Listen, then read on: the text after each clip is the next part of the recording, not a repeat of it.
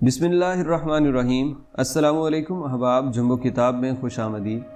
ایک بادشاہ کے دو بیٹے تھے اور دونوں ہی بڑے بے وقوف تھے۔ بادشاہ کا وزیر بہت سمجھدار اور نہایت ایماندار تھا، اسی لیے بادشاہ کوئی بھی کام کرنے سے پہلے اپنے وزیر سے مشورہ لیتا تھا۔ دونوں شہزادے دل ہی دل میں وزیر سے حسد کرتے تھے۔ ایک دن دونوں شہزادے اپنی ماں کے پاس گئے اور اسے وزیر کے خلاف بھڑکایا تو ملکہ نے بادشاہ سے کہا کہ آپ ہمیشہ اپنے وزیر کے اشاروں پہ چلتے ہیں، ایسا نہ ہو کہ کہیں لینے کے دینے پڑ جائیں۔ آپ کبھی شہزادوں سے بھی مشورہ کر لیا کریں، وہ اتنے بے وقوف بھی نہیں ہیں جتنا آپ انہیں سمجھتے ہیں۔ آپ ان دونوں سے ضرور مشورہ کیا کریں، ورنہ ان بیچاروں کا دل ٹوٹ جائے گا۔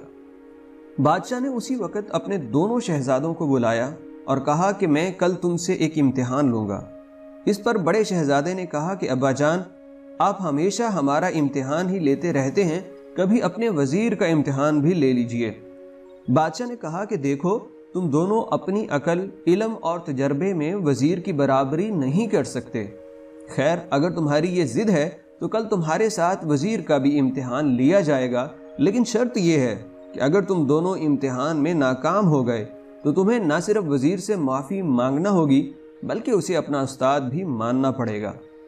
دونوں شہزادے اس بات پر راضی ہو گئے۔ اگلے دن بادشاہ دونوں شہزادوں اور وزیر کو لے کر دور جنگل میں ایک ایسی جگہ چلا گیا جہاں مٹی کا ایک بہت بڑا ڈھیر پڑا ہوا تھا۔ بادشاہ نے دونوں شہزادوں سے کہا کہ میں چاہتا ہوں کہ تم اس مٹی کو سونے میں بدل ڈالو، یعنی کوئی ایسی تدبیر کرو جس سے ڈھیر ساری دولت بنا سکو۔ شہزادے حیران ہو کر بادشاہ کی طرف دیکھنے لگے۔ بادشاہ نے اونچی آواز میں کہا کہ حیران ہو کر میرا منہ کیا دیکھ رہے ہو؟ میں تمہیں 1 مہینے کا وقت دیتا ہوں، تم دونوں 1 مہینے میں اس مٹی کے ڈھیر سے دولت کمانے کی ترکیب سوچو۔ اس کے بعد بادشاہ نے وزیر کو بھی ایک ایسی ہی جگہ جو اس سے تھوڑے فاصلے پہ تھی دے دی۔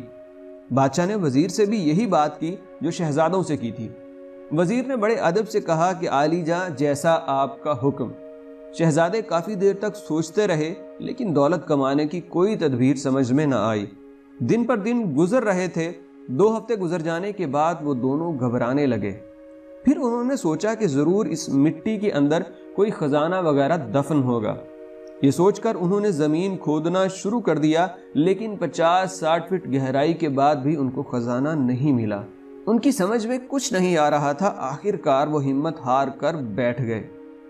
1 مہینے کے بعد بادشاہ پہنچا تو اس نے دیکھا کہ دونوں شہزادے سر جھکائے بیٹھے ہیں۔ بادشاہ کو دیکھتے ہی وہ کھڑے ہوئے اور اپنی ناکامی کا اعتراف کر لیا۔ اس کے بعد بادشاہ اپنے دونوں شہزادوں کو لے کر اس جگہ پہنچتا ہے جہاں پہ وزیر کو چھوڑا تھا۔ وہاں جا کر اس نے دیکھا کہ بہت سارے کمہار مٹی کے برتن بنا رہے تھے اور ہزاروں خوبصورت برتن بن کر تیار ہو چکے تھے۔ برتنوں کا ڈھیر دیکھ کر بادشاہ بہت خوش ہوا۔ جب برتن مارکیٹ میں لے جا کر فروخت کیے گئے تو ان سے ہزاروں روپے حاصل ہوئے۔ شہزادے اپنی بے وقوفی پر بہت شرمندہ تھے۔ انہوں نے سب سے پہلے وزیر سے معافی مانگی اور پھر انہیں اپنا استاد مان لیا۔ خواتین و حضرات، اس ویڈیو سے حاصل ہونے والا سبق اگر آپ کو پسند آئے تو ویڈیو لائک کر کے نیچے کمنٹ میں اپنی رائے کا اظہار ضرور کیجیے گا۔ السلام علیکم ورحمۃ اللہ وبرکاتہ۔